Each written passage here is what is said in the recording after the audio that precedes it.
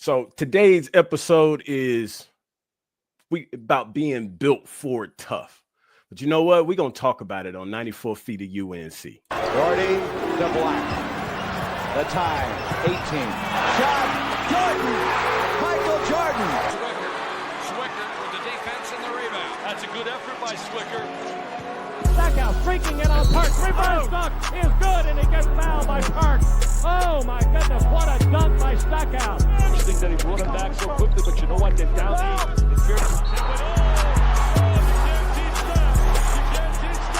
You can't teach that high-rising ability. 3.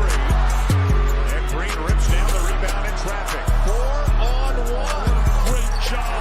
What a terrific job in transition. I mean, you could. The glass no good. Rebound followed by hand throw. Good! Carolina. Inside 30 overall. Tuff, top of the key. Alice about this over. Carolina. The Tar Heels have won the national championship. And that is it. There is a new team in college basketball.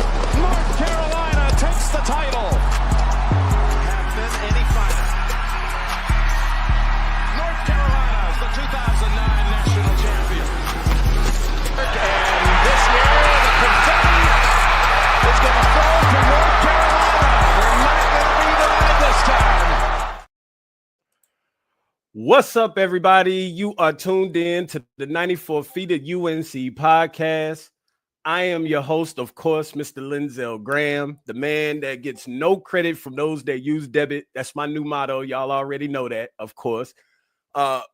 I got a big special guest in the building with me today. Like, I got chills that he's decided to take a little bit of his time to come in and sit down and chop it up with me today or whatever. But before we get into him and him introducing himself and everything, which he needs no introduction, everybody knows him. I appreciate all the love and support from everybody. Make sure you tap in, likes, comments, share, subscribe to my YouTube channel at 94 Feet of UNC. Follow me on my socials on Twitter, on Instagram at 94 Feet of UNC. I appreciate all the love and support from everybody. I also got a new Discord that I just set up not too long ago. So the link for that will be in the description. So come on over and join in with the UNC family as we talk all things UNC. It's really a great community to be able to be a part of. So, but without further ado, I don't even know how to introduce him. I mean, the legend, the man, the OG, one of the greatest. I mean, the list could just go on and on, but I ain't got all day. I mean, I could be here all day to introduce him. Mr. Phil Ford is in the building with me today. It is an honor. How are you?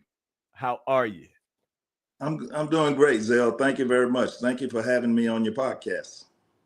I listen, Phil. I still got chills right now. I got chills, my guy. I really do. Like, I have been waiting on this one. Of course, a mutual friend of ours is the one that pretty much kind of put this together for the both of us to make this happen. Big shout out to her for sure. But listen, let's just get into things. Let's just jump right into some things, whatever. Like I said, you don't really need an introduction because everybody knows you. I mean, you're well known in so many different ways. But I guess for those that might have been under a rock for the past, I don't know, 4 decades, whatever. Well, thank you. That just means I'm old. Still young, my guy, still young. But just let everybody know, who you are and everything. I don't know how, I don't know how I would introduce myself. I'm a former collegiate athlete at Carolina, former NBA player, former coach. Child of God, that's about it. That's happy to be a Tar Heel. I mean, look, see, that's what makes you the legend.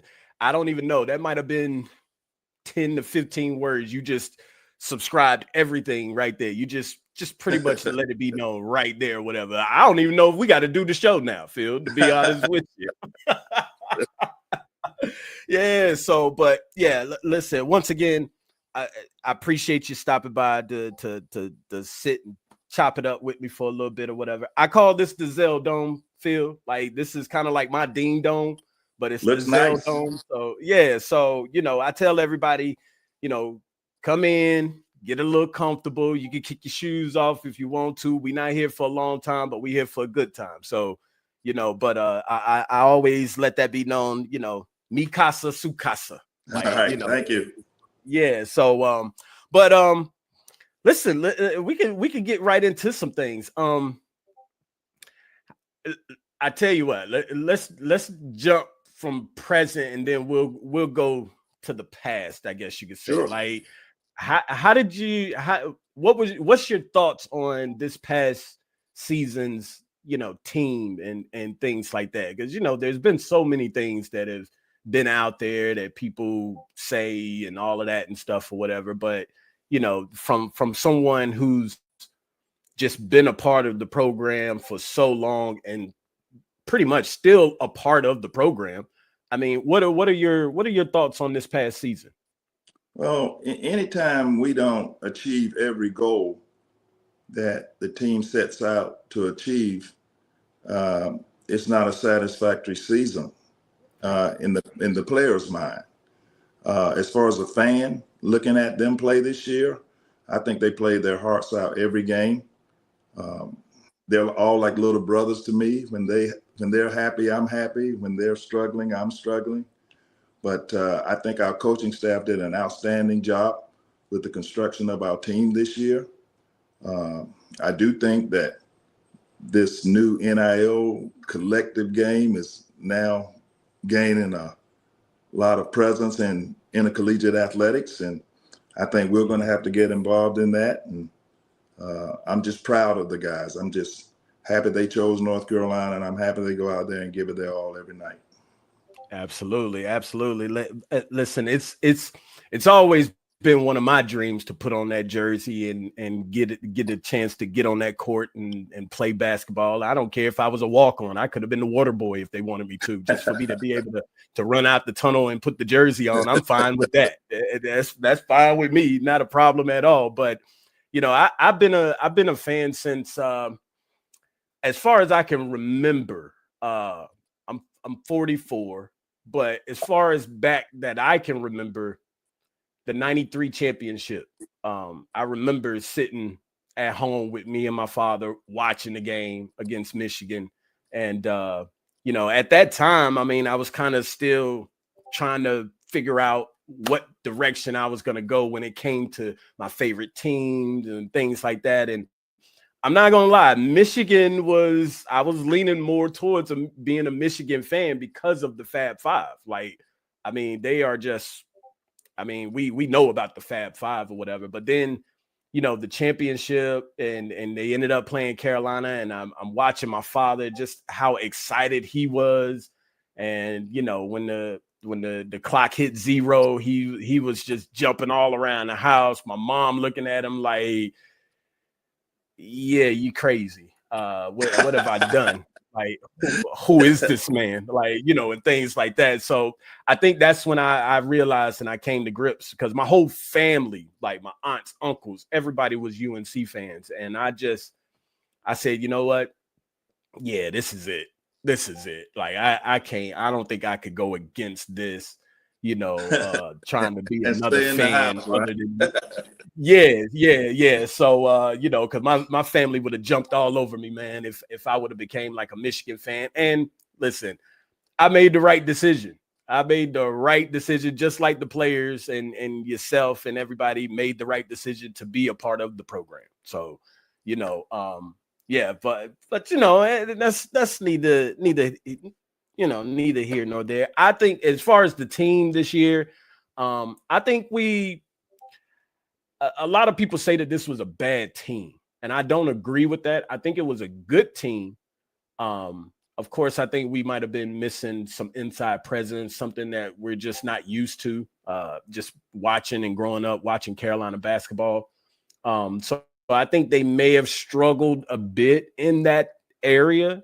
But as far as everybody else, I think it was a good team. But a lot of the players, I tell people all the time, everybody was playing out of position for most part of the season, which if you're not used to that position, it's difficult to try and learn that position as you're playing games and things like that. And the writing was on the wall. You see it. It just got better the more and more that everybody started playing their position closer to the end of the season. So we started winning a lot more games, playing a lot better, things like that or whatever. So, and I come from that era. If you got 20 plus wins, that's a winning season to me.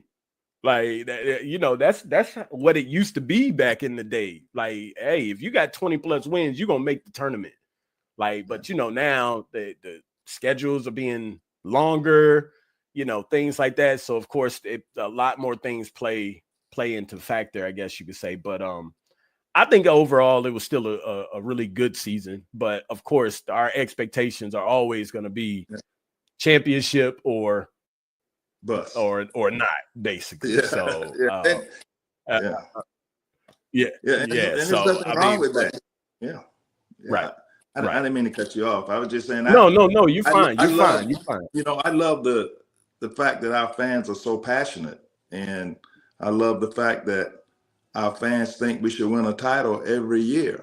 I think that was, established by the success of Coach McGuire in the 50s and Coach Smith and, Coach Doherty and Coach Guthridge and Coach Williams and now Coach Davis. I just think that our fans take a lot of things for granted that should happen at basketball at North Carolina. And in a way, that's a blessing, but in another way, it's a curse. So, that's the reason that you come to a school like North Carolina. You're going to be scrutinized like that. But then again, you're going to play in some of the biggest games in NCAA history, and your fans are going to expect you to win every game. You think about it. I think I heard a commentator say, and I hadn't really paid attention to it. I know that we had lost a lot of close games, but I think we lost like 11 games, one possession games, something like that. And that's just crazy.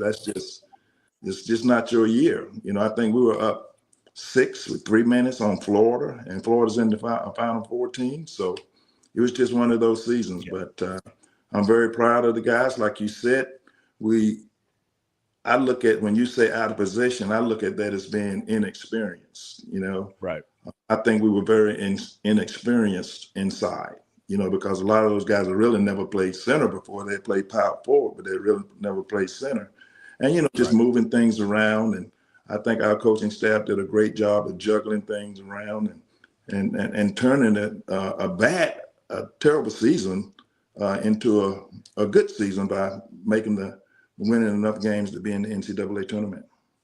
Yeah, absolutely. Like, I've told so many people, like, listen, because everybody throughout the season is like, we're not going to make the tournament and we're just not good and all of that and stuff. So, my thing was, because of now, just by me being a podcaster now, if I was just a regular fan not doing this, I'd probably be like one of those fans, like, yeah, we're not going to make it, anything like that. But I've come to the realistic side of things because of being in this space, that, you got to be realistic about things. Like, if we make the tournament, are people expecting us now to be in the Elite Eight, Final Four, championship game? Yes. Yeah. I mean, of course. I mean, that would be great. And I think that run that we had a few years ago is what boosted a lot of expectations with Brady and those guys. Yeah, you're right. Yeah, with Brady and those guys. Yeah. And I think a lot of people might have thought that same thing was going to happen this season. Yeah. But my thing was, you know what? We made the tournament, which was something that a lot of people thought we wasn't going to do. Right. And because of the fact that we made it, if we get bumped out in the round of 32 or Sweet 16, Elite 8, you know what? To me, it's still a successful season. We got more than 20 wins. We didn't play like we really wanted to or exceed the expectations that we wanted to. But hey, we made the tournament, and it's, to me, that's still a successful season, because now we always have those fans that are they want to be the Debbie Downers, I guess you could say. And now they can't say like, oh, it was a bad season, because how was it bad? We made the tournament. You thought we wasn't going to make it, and we made it. Yeah, we might have got bumped out, but guess what? We made it. Like, you can't refute that. You can't take that away from them. So, I've been battling a lot with a lot of fans. A lot of fans, a lot of them Debbie Downers, all of that. And I'm just like, listen, you got to look at things from a realistic side. That's it. And in that aspect of things or whatever. So, but we got next year. I mean, yeah, we want them all, but sometimes the ball don't roll that way. So, I don't think there's anything wrong, with being I guess as you call it, a Debbie Downer. I think you can still love North Carolina basketball, but that's one thing, everybody's going to have an opinion. Coach Williams told me one time, he said, there are 3 things that every man in America can do: design a golf course, grill a steak, and coach a basketball team. So,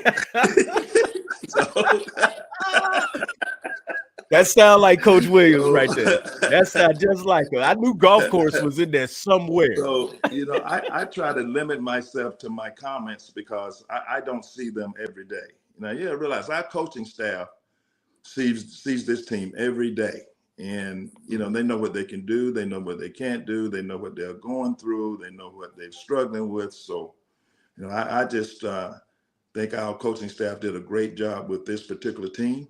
And I just wish us luck in the portal and with the NIL and the collective and all that stuff, because it has just changed the face of college athletics.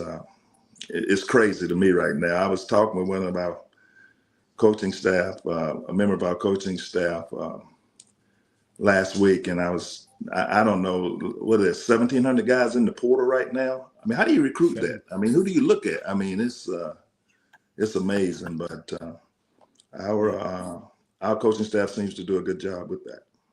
Yeah. So I'm glad that you mentioned the NIL and transfer portal. Like, you kind of delved into it there just a little bit. Like, how do you actually feel about it?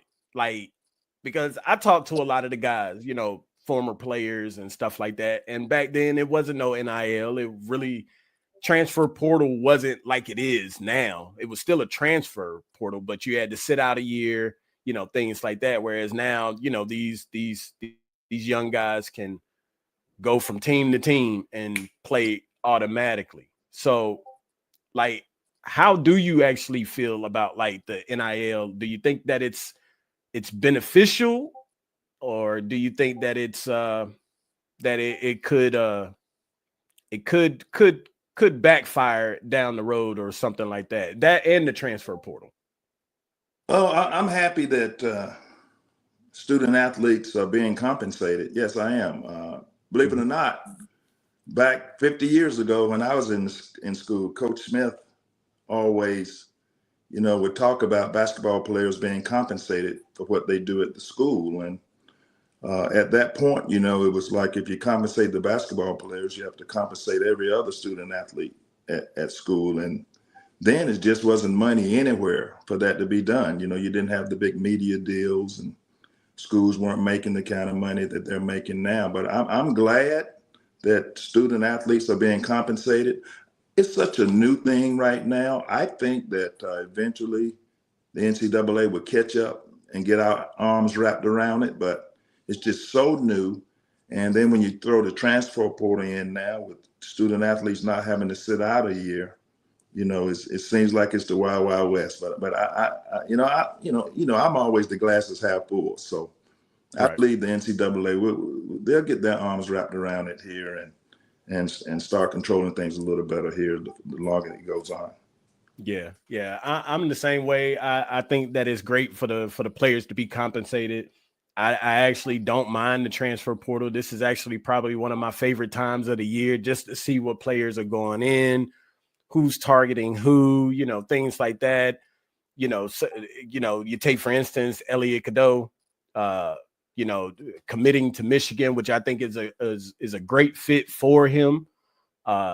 Sad to see him go because I really, really, really like Elliott. I think Elliott is, I think it's hard to find point guards like him. And I think he still had a lot of upside to him that, could have been displayed or and everything. And we all know. People don't realize he's young. Right. Exactly. And that was my thing. Like, reclassing, coming in early. The people that may have said like, oh, Elliott is hurting the team, that they were saying that this year. I don't think they saw Elliott last year, because Elliott didn't hurt the team last year. He didn't really hurt the team this year. Like, it's just, again, it goes back to when you got players. It's one of those years. You have to accept it. Yeah. And everybody has accepted, the team, the coaching staff, the fans, the school. We all have to accept it. It's just one of those years that hopefully we don't have too many. And we haven't had many of these years. And hopefully we won't have too many in the future. Yeah, absolutely. So, I mean, but I think Michigan is a good fit for him. And I do wish him the best. I hope he succeeds at Michigan. I think that's a pretty good system with Dusty May up there. I think he'll be pretty good up there. So, well, we might, how things go now. We might end up seeing him in the tournament next season. He might be in our bracket. Yeah. The NCAA, they love setting stuff up like that. They love storylines. So that's something to watch out for sure. Something to watch out for sure. So we'll see though. But I like I said, I like the portal. I like the NIL. I think that the NCAA has to regulate it though before it gets out of control, to where they not going to be able to really kind of regulate things. Like it's kind of like all over the place right now. It's all over the place. And like I said, don't get me wrong. I love the players. I think that they should get paid. But at the same time, some of these prices are outrageous. Yeah, but I'm with you on regulating it. But how do you regulate? Because now you're kind of getting into federal labor laws, controlling what a person can make and not allowing a person to go where he can make a living for himself. I don't know. Like I said, I don't know enough about it. And I totally don't understand the NIL and the collective together. But it'll be interesting to see where we go from here. But like you, I'm very happy that student athletes are being compensated for their services. Yeah. I mean, we just got to see it. Like my thing is, listen, if you give a player a certain price, then give them a portion of it and let the rest of it be like incentives. Like there's some way that they can figure something out. Like, I don't know. I'm just throwing out ideas or whatever. And they might be bad ideas. I do that a lot too. I'm gonna do they sign contracts? I think they do. I think they do. And I think they and now don't hold me to that, but I think they're like year by year contracts. So like player X might come in and say, hey, I want 200,000 for 1 year. Well, okay. The next year, depending on how you produced on the court, what you did throughout that season, will determine if you decide that you want to stay or if you decide that you want to leave. And if you stay, okay, now we got to renegotiate your price for this year. Like I think that's the way it works, but I'm not 100% for sure. So I don't know. I thought you might have had more knowledge than I do. Oh man, I'm a fan just like you, Zell. I'm on the outside looking at it too. Like I told you, that's not true. That's not true. Now you can walk indoors right now and not get a word said to you. Me on the other hand, a little different. But that's okay. That's okay. That is okay. So, all right. So let's go. Let's rewind the time a little bit. Let's go back a little bit. I always ask the players how their recruitment process went and what made them decide to choose UNC, and what was it that just kind of basically got them over the hump to say, yes, UNC is it. That's where I want to go. Well, when I was in the 5th or 6th grade in Rocky Mount Elementary School, Annie W. Holland Elementary School, Charlie Scott matriculated at North Carolina. And I think all Carolina fans know who Charlie Scott is. Mm-hmm. And at that time, you know, I became a Carolina fan because I fell in love with Charlie Scott. And every little kid at Annie W. Holland Elementary School wanted to be the next Charlie Scott at North Carolina. So I grew up being a Charlie Scott fan. And then when I met Coach Smith for the first time, that just, I knew that's who I wanted to play for, and that's where I wanted to go to school. A story that I just seem like I'm repeating myself because it's been repeated so many times. I was a top 10 high school basketball player in America, and Coach Smith was visiting my family and me at my home in Rocky Mount. He told me I may have to play junior varsity. And my mom, who's not a great big sports fan, she probably saw me play personally 3 times in my whole career. I think that's when she really fell in love with Coach Smith, and because she knew that Coach Smith would always be honest with me. And I just always wanted to go to North Carolina. I wanted to play in Carmichael Auditorium. I wanted to go to school in North Carolina. I wanted to walk down Franklin Street in Chapel Hill, and and I knew Coach Smith would make me a better person, and I know that he would be a friend of mine for life, which he was. And, it wasn't one of those things that with me, like some guys, Carolina was a last minute thing. They wanted to go someplace else. But I guess you can say most of my pre-Carolina life, Carolina's where I wanted to go to school. Yeah, man. And became a legend.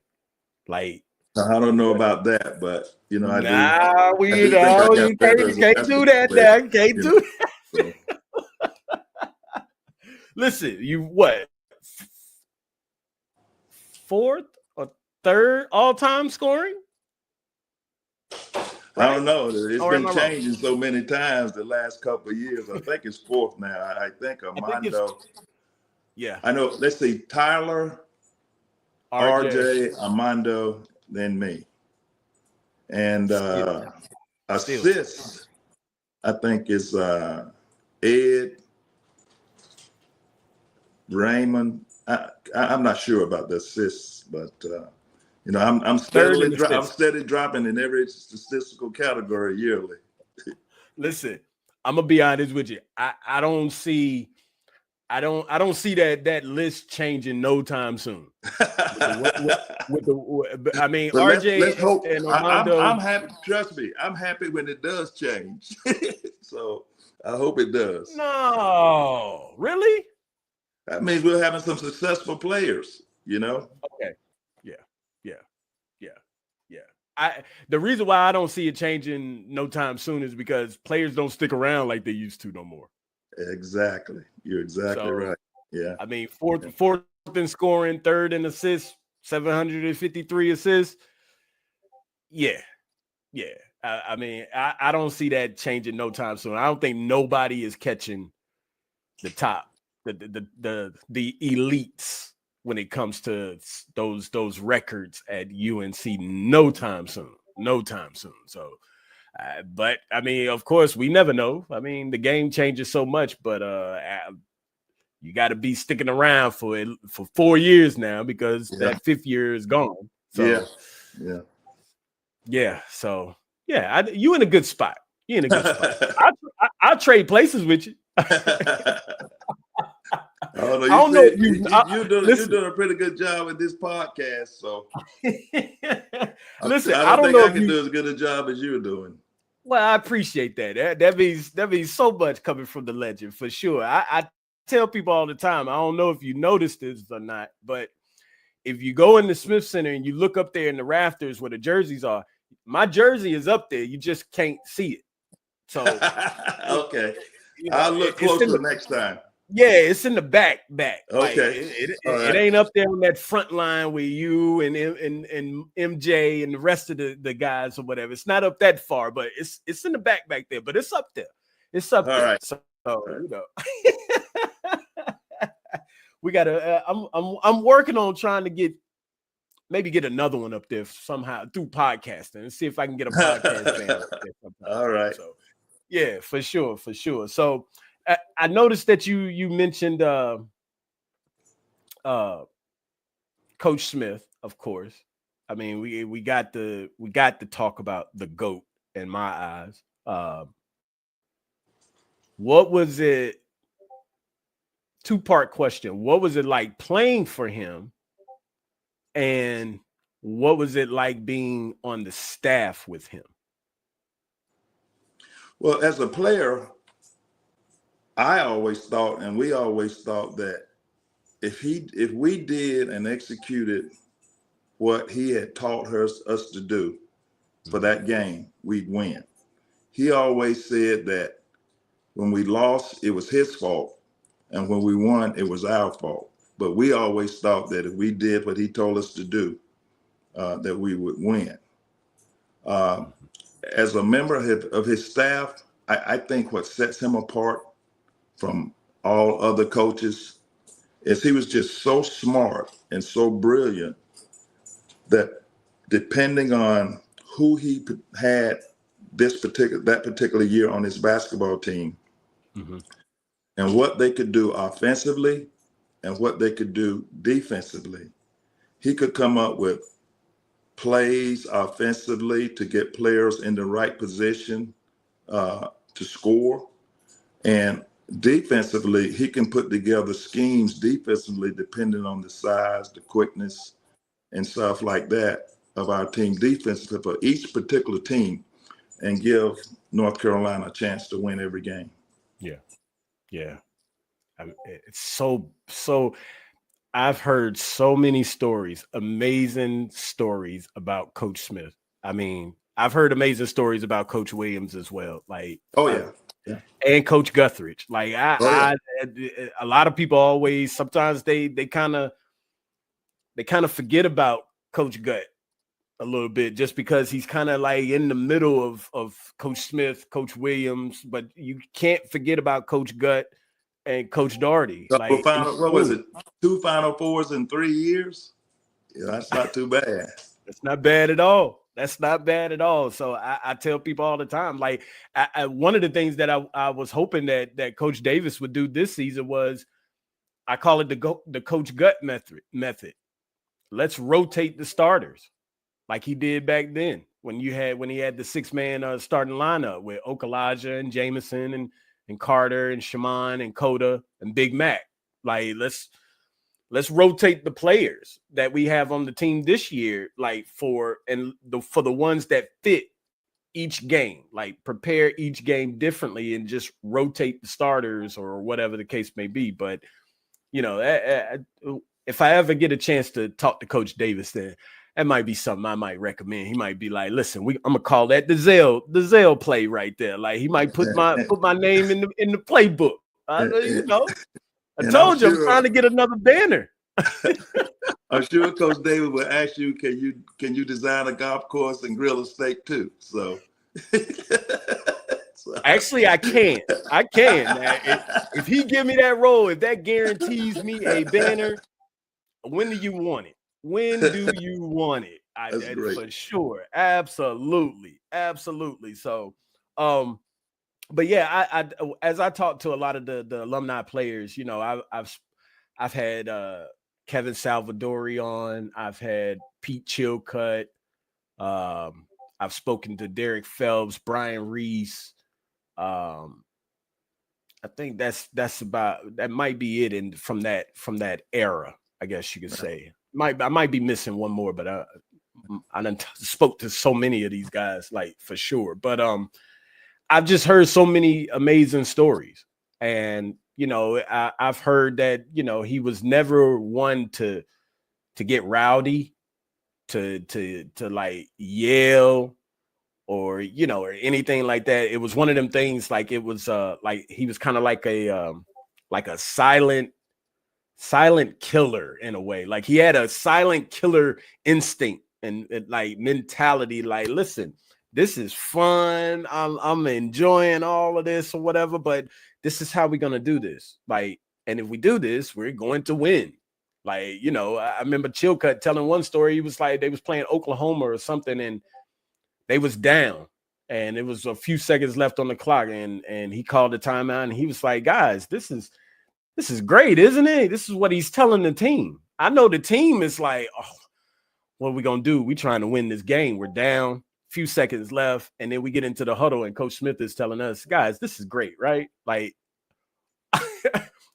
I don't know who would do that, like, because most coaches gonna be like, all right, listen, we got to do this, we got to do that, but just the way that he carried himself and just the way that he changed the game, if you ask me, he completely changed the game of basketball, and a lot of people, I don't know if a lot of people even remember or even know that, for the things that he has added to the game of basketball, which is still implemented today in the game. So, I mean, what do you say? What do you say? Like, he has to go down as the greatest, if you ask me. Am I right? Well, I'm going to say I think Coach Smith is the greatest coach of any sport all time, and you said, I'd like to clear something up that you just said. I never heard him swear, but Coach would raise his voice now. Some days Okay. It would get interesting, but he knew how to handle each individual player. Right. He would raise his voice at some players. I remember a time, my roommate, John Kuster, John was a professional coach, played in the NBA, MVP of the ACC tournament, MVP of Eastern Regionals. And, we played a lot in the backcourt for 3 years. And one day in practice, we happened to have a mishandle of the ball. We were handing it off or something like that, and the ball rolled out of bounds. And Coach just kind of looked at us like puzzled and shook his head like he couldn't believe it. And they said, other team's ball. Now, with me and Q, we were roommates. We sat up and talked about that all night, what happened. But he didn't raise his voice or anything, but he knew, with us, he didn't have to do that. As far as analytics is concerned, that's big now. Coach was doing stuff like that years ago.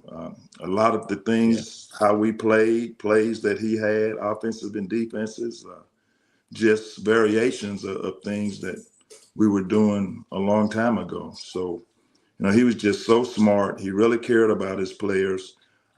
During the game, he was as calm and cool as any person, that probably wasn't even looking at the game. Right. I know sometimes at the end of a game, if somebody had to make an important free throw at the end of the game, he wouldn't even talk about it. He would say something like, when Phil makes these 2 free throws, then he would tell us what we're going to do after that person makes the free throws. So, right. He was always cool and calm, never lost he just made everybody else calm and gave everybody else confidence. You know what? Now that you say that, that he did raise his voice a little bit and stuff, I actually do remember Newbie telling me, because Newbie said that he came in and kind of flexed on him like in practice one day, and he was just like, they wasn't for whatever reason they wasn't doing something right, and Newbie said he came in and he just told everybody, get out of my gym at practice. And Newbie said him and Coda, they looked at each other and was like, wait a minute, did he just say like get out of his gym? And he was like, me and Coda had to sit back and think like, well, I mean, his name is on the building. Like, I don't remember that, but if it happened, it could have happened. I do know Coach did raise his voice in practice to get his point across sometimes with some players. And I do want to ask, because Phelps told me is it true that he would blow the whistle like when Phelps would come up the court? Because, Phelps, being a New Yorker, come up the court, dribbling the ball through his legs. No. We didn't need that. Behind your back and through your legs at North Carolina. No. Yeah, because he said that. He cut that out early. He did it.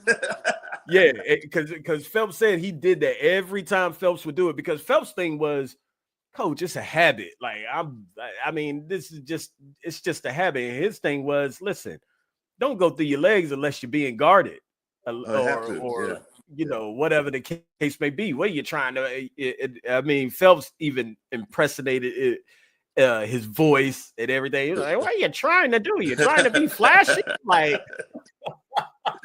yeah. I thought that was amazing to hear. I thought that was just so amazing to hear, man. So, listen, Dean Smith, the greatest of all time. I don't care what nobody say. People always want to say, oh, he only got 2 championships. Who cares? He changed the game. No other coach has ever done what he's done as far as changing the game, the shot clock, the point to the passer. And the list just goes on and on. I'm forgetting some things, but the list just goes on and on. And you can't refute that. Like, you can't take that away from him, because, like I said, nobody else has done it. But yeah, they might have more championships than him or whatever the case. But if you can change the game of basketball, you done did something major in my eyes. You got to be labeled as one of the greatest or the greatest. So, well, what a lot of people don't remember is for a long time in Coach's career, early in his career, if you didn't win the ACC tournament, you didn't go to the NCAA tournament. No matter what happened during the regular season, you had to win the ACC tournament to get a chance to win an NCAA title. And what was that, 10, 11, 12 years of his career, that if he didn't win the ACC tournament, he couldn't go to the NCAA tournament. So, it's hard to compare errors. I think it's fun and I enjoy watching people do it. But I just think the honor is not necessarily being named the greatest. The honor is actually being in the conversation. Yeah, absolutely. Absolutely. And just even what he did, after his passing, what he did for all of the players that played for him. Yeah, that didn't surprise me. It was very nice, but it seems like something Coach would do. Yeah. And some of the guys I know, they have not cashed that check. They still got it. I'll tell you, I cashed mine because I did it. I look at it this way. If Coach was alive, if Coach told us to do something, we did it.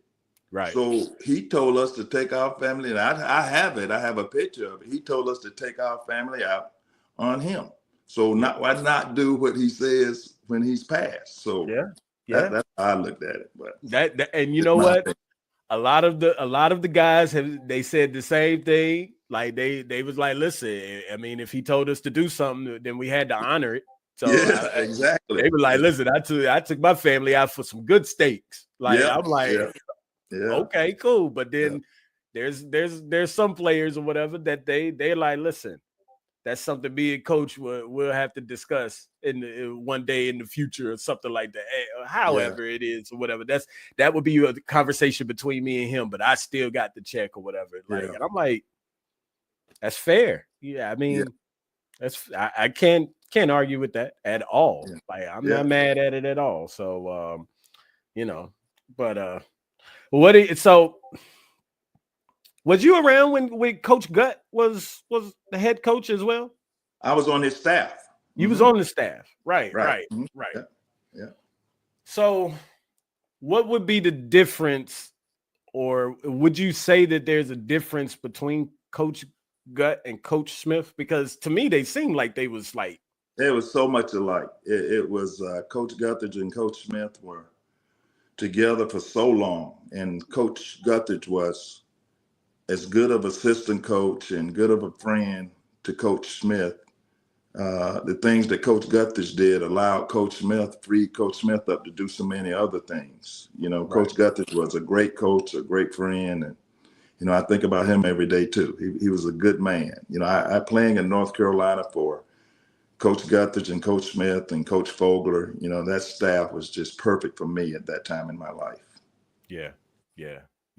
I'm not gonna lie. Like I'm with you. I think about him all the time. Like, what would Coach Smith do? I think Coach Smith could coach right now if in this era.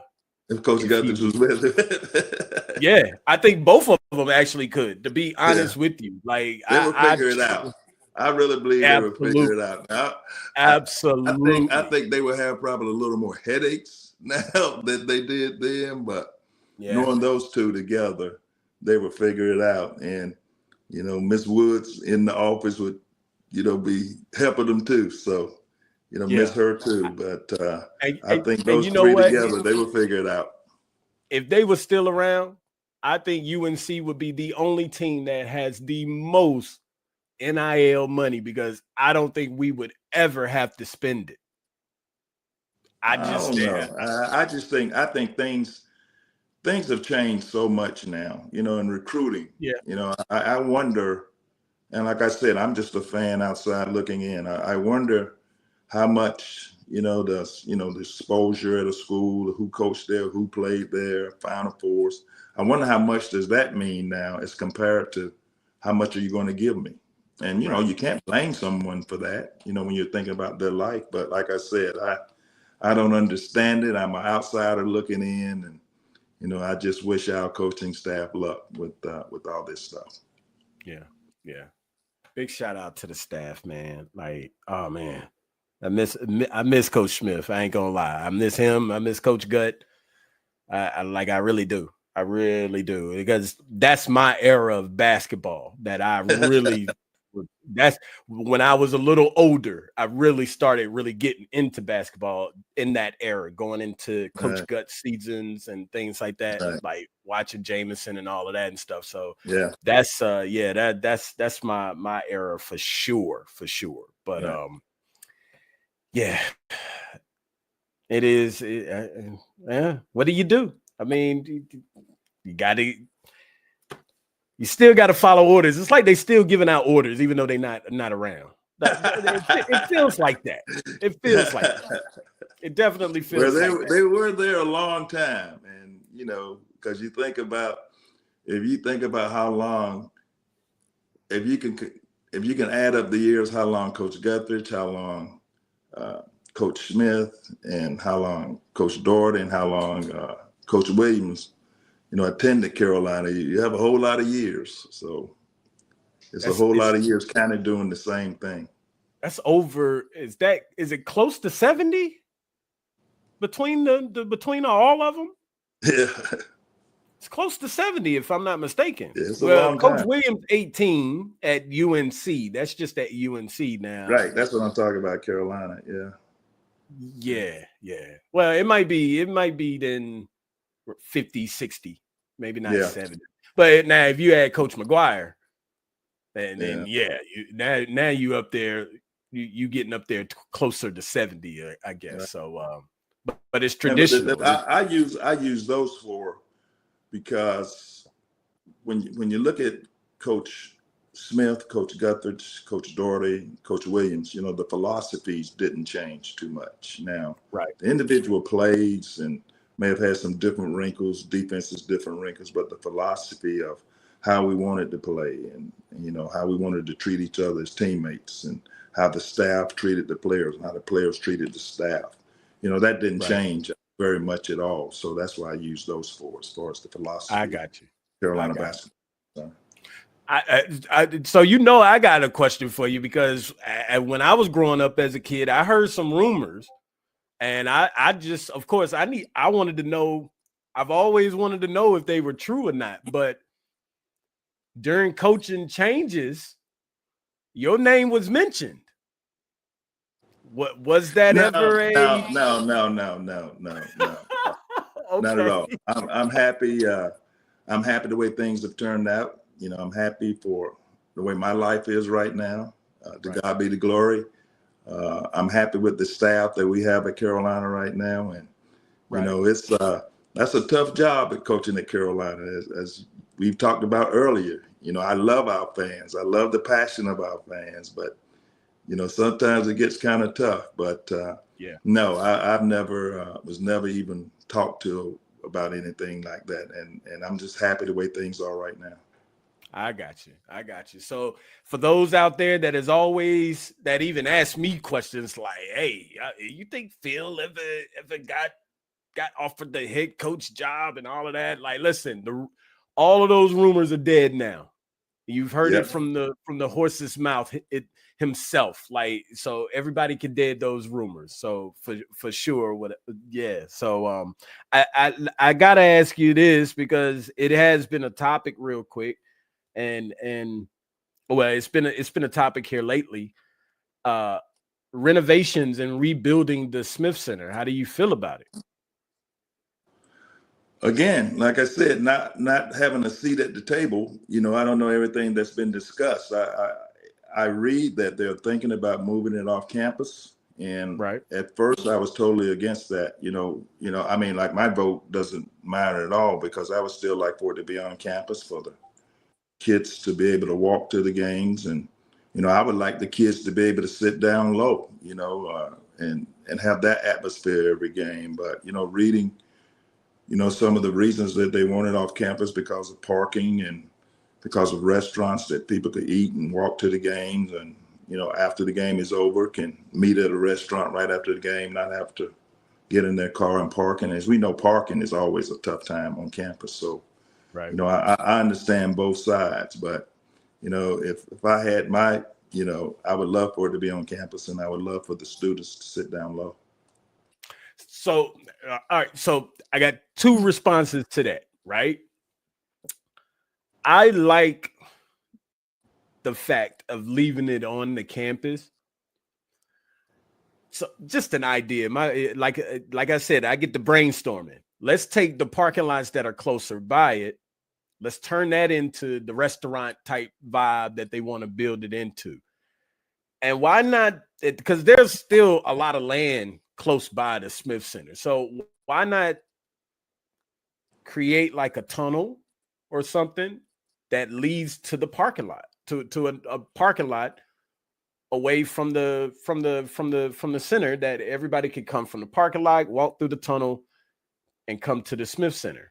Like, I don't know. I'd have to get an aerial view of that. Like, okay, yeah, you can put a parking lot here, whatever the case may be. Or if you need to even split parking lots up, there's still a lot of land close by the Smith Center. So like, or just move some other buildings. I think what you're talking about, you may have to tear some things down, and that would kind of be a long walk in that parking lot. But you know, like I said, I haven't really thought about it, but I do know parking is an issue, not only at Carolina basketball games, but anytime you go on Carolina's campus to do anything, you know, parking is a problem. That is true. So yeah, that is true. You know, it'd be sad to see the Smith Center leave. I hope it would still be named the Smith Center, but I know in today's environment, you know, people donate money, and you know, they would probably want their name to be on the arena. So you know, I'm just happy that, as I said, those passionate fans we have, you know, like I said, it's a blessing and a curse. And, you know, so it'll be interesting to see how we go from here with that. It's just so many memories in the Smith Center. It's hard to even fathom the fact that they're thinking about doing that. Like, there are like when I spoke to Jackie Manuel about a week ago, the way he talked, like he grew up in that building. Like, so many players have came through North Carolina and actually grew up in that building. That building just shares so many memories. Like, even if you ever notice, even when opposing teams come into the Smith Center, if it's their first time or whether it's their 50th time, it's still all of those players and coaches or whatever, they're in awe. because it's like you see it on TV. Now you get to actually see it in person. You see all of the jerseys at the top. You see all of the banners. You see all of the championship banners. And it's too many memories to me. And let's be honest, if Coach Smith was still here, we wouldn't even be having these discussions. Like, I don't know. We might. You think? Coach Smith was such a humble guy, and I'm sure the engineers have probably looked at the Smith Center. I don't think there's another arena being thought of just to be thought of. It's probably engineers have looked at the Smith Center and, some things need to be changed or do it new. And what's the cost effect of keeping one and doing another? So, I don't think Coach Smith would be upset with, but then again, I can't speak for him, but, as far as his name, I mean, he's just so humble. He didn't want his name. He didn't want it to be named the Smith Center, but, some alumni talked to him and told him that, you couldn't name it after everybody that had played at Carolina. So he was the only common denominator. So that's why he agreed to have his name on the Smith Center. Yeah. Yeah. I mean, that makes sense. I guess I'm stubborn. I'm stubborn. No, it's no longer having those memories, but the same way that you have those memories about the Smith Center, there's some guys that grew up 50, 60 years ago like me that have those same memories about Carmichael. So, if the new arena is built, I'm sure we'll have a lot of memories about the new arena too. So, yeah. I mean, that's true. I'm iffy about it because I'm just iffy about it. I really don't want it to go nowhere. Like, I think it's like the wonder of the world. I think that everybody in their lifetime should at least come visit the museum and visit the Smith Center. Like, that's just me. But I think it is one of the wonders of the world. Like, seriously, like, I think it's one of them where it's like people visit New York, people visit Vegas, like the Eiffel Tower, and it's the Smith Center, the Golden Gate Bridge, and the Smith Center. Like, it's an incredible building. And, the museum is incredible itself as well. And I think even if you're not a UNC fan, it's just something to see. It's something to see. And I mean, but that's me being stubborn. That's just me being stubborn. I mean, but who knows? Who knows what they'll end up doing. So we'll just have to wait and see. So, well, listen, I know that you got a lot to do. You're a busy man. Well, I do want to know, because a lot of people have asked me. Some people knew that I was actually having this episode with you, but one of the main questions that was asked to me was, what all does Phil Ford like? What is hobbies? What all is going on? You don't have to get too personal or anything like that, but what is Phil Ford doing nowadays? Like, I'm on the speakers tour. I speak to a lot of events, do some speaking at Fellowship of Christian Athletes banquets, different corporations, retreats. I'm on a couple of boards right now, Cristo Rey School in Durham and Samaritan Colony in Rockingham, North Carolina. I'm about to come on another board. I can't say anything about it now. I think I'm going to be on that board if I'm approved. So I'm looking forward to that. So I'm staying busy. Love following Carolina basketball outside looking in. I think I get more nervous now than when I actually played or when I was actually on the bench. I'm pulling so hard for the guys, and so it's I'm staying busy. It's life is good. I couldn't be more happier. Listen, I see you at the games all the time. All the time. Like, I really am. To be as busy as you are and then finish the day off going to a UNC game. Like, listen, that's a good life. That's a good life. I wouldn't. Those, like I said, those are like my little brothers out there, and I pull so hard for them, and I know how hard they, how hard they practice and how hard they play and how much they want to win, and it's just a difference now being a student athlete than in the 70s or the 80s, with the telephones and the different platforms, and it's so much money involved now. Everything is so much bigger and so much more interest. Being a student athlete, and it's year round now. You practice all the time now. I mean, it's being a student athlete now is a full-time job. So, I admire what these young guys are doing. Yeah, and yet, being the busy man that you are, you made a little bit of time for the little guy. No little guy. Thank you for having me on.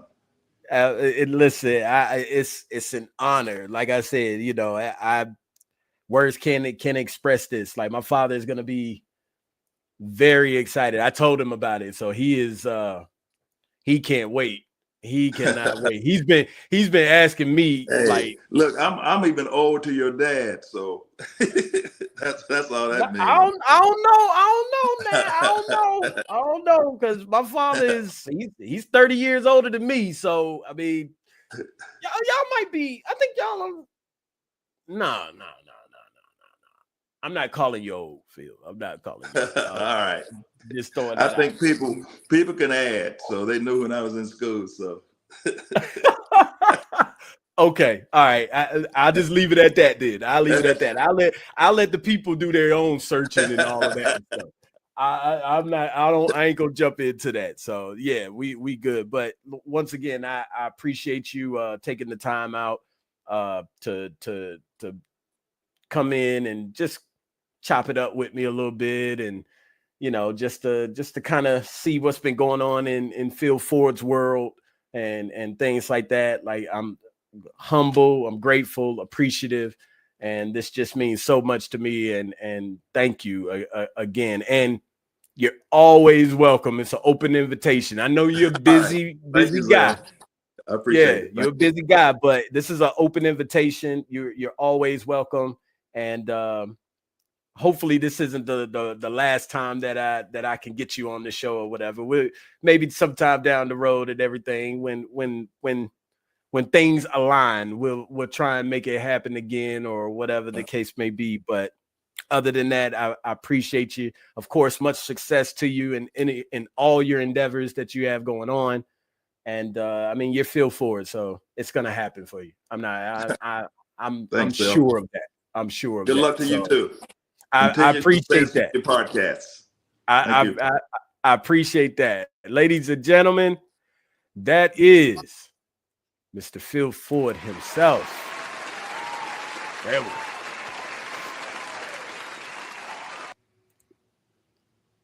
So I appreciate everybody for joining. Of course, it's always good when we got legends coming in here and everything. So until the next time, everybody, enjoy your day. It's always a great day to be a Tar Heel, and go Heat.